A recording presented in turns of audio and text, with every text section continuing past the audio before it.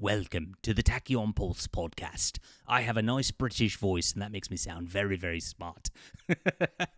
All joking aside, I do watch this channel religiously. It's like my favorite thing to do. I like this guy. I've never interacted with him, don't know anything about him really.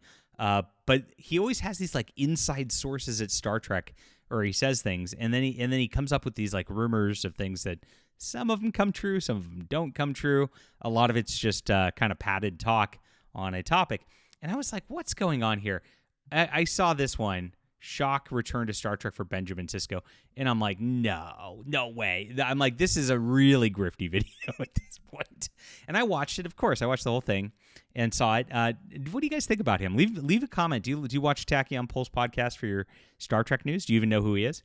I do recommend it. So if you don't follow that channel, I highly recommend you follow that channel. Very, very, very entertaining. And the British accent, I think, soothes me. I think it just like I take him more seriously because of that accent. I don't have that. I don't have that gravitas, right? The Tachyon Pulse podcast. That's right. I'm doing I think I went Australian there. Sorry about that. But this was an interesting story, and I was like, this is total BS. He's just talking out his butt on this one. But then I saw there's a whole media talk about this because of what was shown in Starfleet Academy as a trailer. Hit the like and subscribe button. Let's talk about this here and talk about this whole Sisko thing. Unfortunately, his conclusion's kind of right, which I'll get to in a moment. I am a Star Trek fan and, of course, a science fiction writer. I miss what Star Trek used to be. I miss that action adventure, the real sense of wonder, the sense of exploration that they used to have. So I wrote a beautiful science fiction trilogy of novels called Valiant Frontiers. It's got a real crew that goes out, they explore distant planets, they get into adventures every single time. Each book has its own sci-fi concept. They resolve their own problem in it. The characters grow over it, and there's like a bigger conflict that's weaving everything together too. So it really feels a lot like the Deep Space Nine era, if they had an exploration ship on that, which they didn't. But yes, it kind of had that kind of vibe to it, which is what I'm trying to go for. So check this out. It's in the description below. If you want to support some independent science fiction, grab this today. Support our channel. Thank you guys so much for being here. So what I saw was this. This came out of IGN, and it wasn't just IGN. It was everybody, because all these, by the way, if you don't know how the media works, one person comes up with an idea, every site just copies and pastes it, maybe they run it through ChatGPT to rewrite it, and that's it. And IGN, Gizmodo, Screen Rant, comicbook.com, IMDb, right? And it's like they all, like you see, it's all within the last few hours that they're talking about this. So Starfleet Academy really does sound like it will address Deep Space Nine's biggest mystery, what happened to Benjamin Sisko. Now, this was talked about in Tachyon Pulse. He actually talked about the comics, which kind of brought him back recently. They just did this like reboot universe in IDW Comics that takes place after the shows. Worst, cringiest fan fiction I've ever seen. It was horribly written, terrible comics. I actually buy all the comics. I'm all the way in on Star Trek. but he forgot, or he just didn't remember it or didn't notice it, that the Star Trek literary universe, Trek Lit Universe, this is like my favorite flowchart on the internet. This was it. If you guys don't know, that in 2001, they decided to continue the stories of Next Generation, Deep Space Nine, Voyager, and more via a bunch of books. As you can see, there's a lot of books to read, and I was really, really into these. Deep Space Nine was where I really started. I got Avatar back in the day, and of course, A Stitch in Time is one of the best books ever for Star Trek. If you don't, good luck finding it. And then they continued things here. Benjamin Sisko was missing, and Jake actually came back, and then Sisko kind of came back as well. And then they kind of abandoned things a little bit. Things kind of changed in here, but they've already done that as well, and this was way better than the comic books. I highly recommend. You can get these for $2-3 a piece. Especially this New Frontier over here is great because it has its own kind of self-contained character growth to it, which is fantastic. But that's an aside. Let's get back to Benjamin Sisko. So he posited that Avery Brooks might return to Star Trek, right? And that he might come back, and this would be a Hail Mary move for Kurtzman to bring him into Starfleet Academy, because who's going to watch Starfleet Academy? Nobody Nobody's interested in this.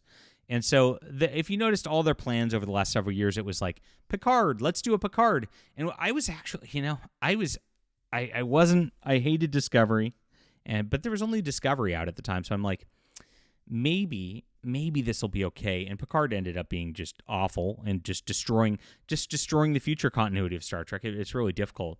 And I know everybody kind of likes season 3, but season 3 is not that great. It just has the member berries there too. It's member Next Generation. But if they started there and they did a little more, something better out of that, we could have had something good.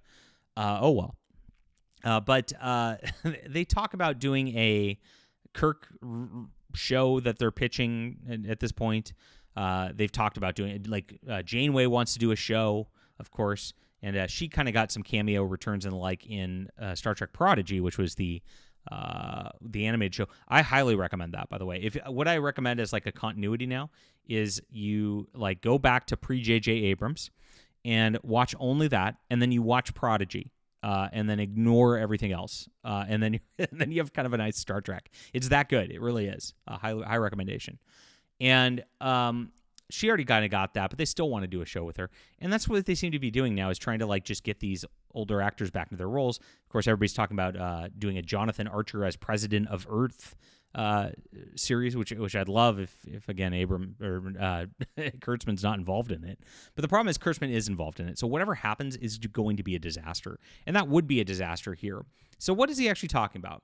And so Star Trek fans looked set to discover what happened to Deep Space Nine, a mystery unanswered for more than 25 years. It wasn't really a mystery. He went to go live with the prophets out of time. Like that it was like a nice ending where he just like became like this like prophet thing and ascended into heaven like he's Elijah or something, right? And that's what it was. I mean, if you think about it, Bajor was a Jewish allegory. He's a prophet like Elijah. He ascended into heaven. Okay, that's a good ending. Okay, and he talks about how he'll return to his family someday, which again they addressed that in the books already. It was really good, and I'd go through that. So did Sisko ever return? Was his family reunited? In a teaser we see in Starfleet Academy, the character Sam, played by Pierce Brooks, examines a display called The Fate of Benjamin Sisko, Confronting the Unexplainable. The display reads, The Fate of Benjamin Sisko, Emissary of the Prophets. Captain Sisko's fates. Did he die in the fire caves of Bajor? Did he live on the Celestial Temple? Now, Starfleet Academy showrunner has addressed this, suggested long-term Trekkies would soon have their patience rewarded. This scares me. I don't want Kurtzman to touch this. Leave my Deep Space Nine alone. Just completely leave it alone, please. Very, very scary stuff. Now, none of this makes sense even just from any kind of thing here. Keep in mind, we are now, the burn happened, like where everybody got disconnected. We're 600 years in the future. How is it that they're like reminiscing about, Benjamin Sisko, who disappeared? Remember, he's just a military starbase commander who disappeared. Like, that was the history books would just be like, he was a military starbase commander who disappeared. That's about all you get from somebody from 600 years ago. Think about how many people from 600 years ago that you know any information about whatsoever. Just logically, it doesn't make sense. If this was 50 years or 100 years, maybe, but we're talking 600 years ago. Okay, so he's now at Starfleet Academy, and they're asking the questions in 600 years. Very weird. And so that's just like, again, just small continuity errors that like the world building doesn't make sense for Alex Kurtzman's Star Trek. Now, they said, I think we've honored everything that's come before us, the last 60 years, a legacy that came before us in many ways.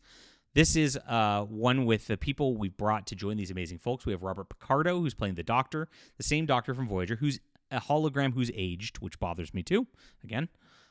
We have multiple cast members joining us from Discovery. Oh, yeah, yes, we know, and we wish you didn't.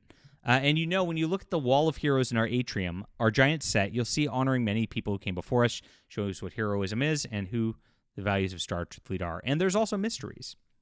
Watch out for Benjamin Sisko. We get to do stuff that hasn't been done in a very long time, and I think it really honors the fans who have been waiting to see what happens. So we definitely know who we are and the shoulders of what we're standing on today.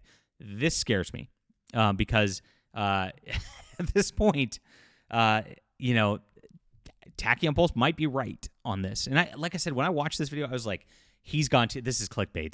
He's speculating Avery Brooks. Avery Brooks is like done. He's out. And he talked about how Cyril Lofton, his who played Jake Sisko, talks with him still, and they might come back together or something like that.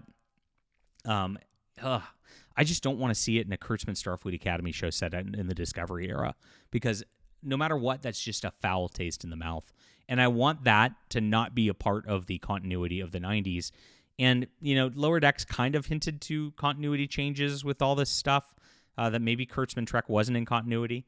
And that would fix things a little bit, just so, compartmentalize things a little bit. Doing something like this would then just jettison it right back into it and make it very, very painful. Something that I don't want for Star Trek whatsoever. But looks like Tachyon Pulse had a pretty good thought pattern with this. Now, he has his own ideas of what he wants for Deep Space Nine. He gave a nice idea of telling people how to bring it back. How would you bring Captain Sisko back or whatever? Not in the Discovery timeline, I can tell you that. The main problem Starfleet Academy faces is that they really should have just said it, after Picard or whatnot, and in that era, and then you could have cameos from all these people from different Star Treks, and you'd feel kind of good about that, and it would bring things along, and then we could just leave Discovery in its own fake universe all by itself, where it dies forever. That would have been nice. But I really don't even want them to bring him back, but it sounds like at the very least they're going to. His other supposition here was that Avery Brooks will not come back, and because he's been in the wormhole and whatever, he'll be a different actor and being done with something else. That would really, really, really be bad. And Tachyon Pulse was right. You can't put it past Kurtzman, because you can't put anything past Kurtzman at this point in Star Trek. I'm scared for it more than I'm excited. What about you? Leave a comment down below with what you think about this. Please hit the like and subscribe button. Make sure to check out my Valiant Frontiers if you like my thoughts on Star Trek and writing. You'll enjoy this. We'll be back soon.